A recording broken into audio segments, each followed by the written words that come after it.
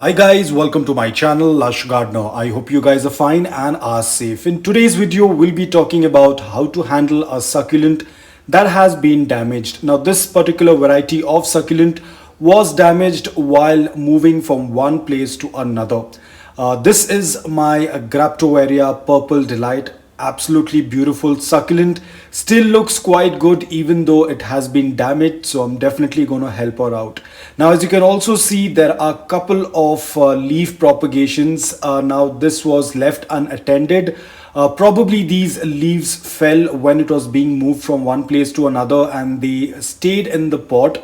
Now this pot was not watered for a really long time.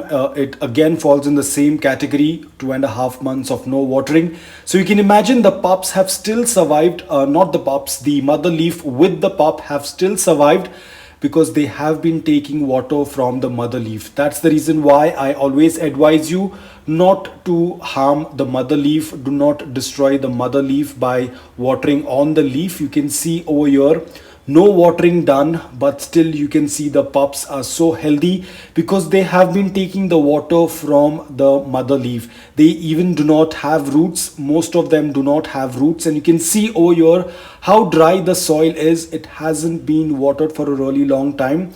You can see how dry the soil is. Now here is another pup. I call these guys as overachievers because they tend to have a good competition and start growing much faster compared to the others. So this is another leaf propagation. It has roots and you can see it's doing quite well. So this is the reason why I say you cannot treat all the leaves as the same. All the mother leaves will not produce pups at a faster rate. Some tend to grow faster, some tend to grow slower, some tend to not even put out any roots or pups for a really long time. I will take out all of the dry leaves and I'm going to show you what the damage is over here. Now initially this was not a dry stem, it was a healthy stem, but during the transit the stem happened to break. You can see over here, this is where the breakage has happened. Now initially the succulent was standing straight, probably they knocked off the stem and the stem has bent. There are a lot of dry leaves. These leaves will definitely cannot be propagated, so I'm just going to throw them off because they already have a lot of wrinkles and they have already exhausted that space, even if I'm going to water them. But I will still try to give them a last chance. I'll put them on dry soil and wait in case if they happen to put out any roots or pups. So I will quickly try to move this stem. Looks like the stem is completely dry, so I will take it out. And you can see this is the part where the stem was damaged and it has started to get dry. So I will just go ahead and give a cut and ensure that I take off the dry part.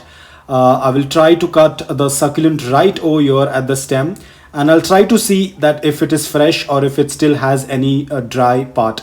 Now as you can see, the stem looks absolutely fine at this place where I cut.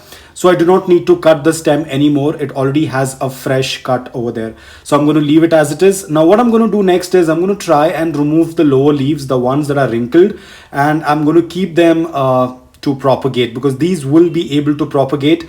There is a slight chance that they will get propagated. The reason why I have taken out the lower leaves so that the succulent can have fewer leaves, so that she can concentrate more on growing new roots rather than collecting water in the leaves. So majority of the leaves have been removed, so now she can concentrate only on those few leaves that it has, and then it will start putting out a lot of new roots. So I'm going to put this stem to callus.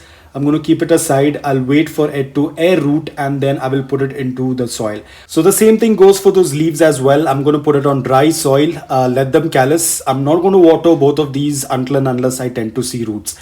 Now I know a lot of you guys are very scared to cut succulents, but at times, we have to do things for the betterment of the succulent, because if I would have left this succulent as it is, probably it would have died out of dehydration because the stem was broken in between. And at times such accidents happen, we can't do much. The good part is over here I have a good amount of leaves that I can propagate. At the same time I have a stem cutting as well. So I'm going to lay all of these leaves on dry soil and wait for them to callus. And there was another thing as well what I wanted to share with you guys. I found these succulents around and I collected them and put them in this one container.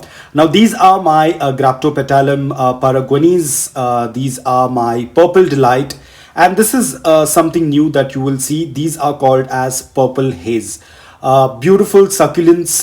They are very similar to paraguanis. As you can see, both of them look very similar. They have similar leaf structure, but the only thing difference you can see is there are these freckles of pink. And as and when this plant tends to mature, you will see more of these pink freckles on this plant. It looks absolutely beautiful, but whereas the paraguanis does not have any pink freckles, they are just plain ash gray in color. These are my Graptoveria purple delight. You can see the leaves are very different of what the purple haze is, so it's very easy to differentiate between purple delight and purple haze, but it becomes a little difficult to understand between purple haze and paraguanis because they tend to look very similar. So guys, I hope that this video was helpful to you. If it was, please hit the like button. If you're new to my channel, please consider subscribing to it. Until then, take care, stay safe, and keep propagating.